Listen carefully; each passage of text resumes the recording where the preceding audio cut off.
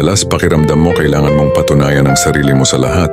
Kailangan mong magpaliwanag, magpakita ng resulta or mag-adjust para lang tanggapin ka ng tao. Pero tandaan mo ito, hindi ka teorya na kailangang patunayan. Tao ka. May puso, may halaga, may karapatan na maging ikaw. Hindi mo kailangang maghabol ng validation.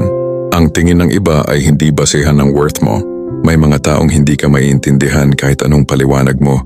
May mga tao namang makikita ang halaga mo kahit hindi mo sabihin ng malakas. At yun ang mas mahalaga. Kapag lagi mong iniisip kung anong sinasabi ng iba, unti-unti mong nakakalimutan kung sino ka talaga. Mas nauubos ka sa pagpapatunay kaysa sa pagunlad. Kaya piliin mo ang sarili mo. Gawin mo ang kaya mo. Magpakabuti ka at mag-grow sa sarili mong paraan. Hindi mo kailangan ng permiso. Hindi mo kailangan ng patunay. Sapat ka kahit walang audience. At sa dulo, si Lord lang ang tunay na nakakakita ng puso mo. Hindi ang mga taong may opinyon pero walang alam sa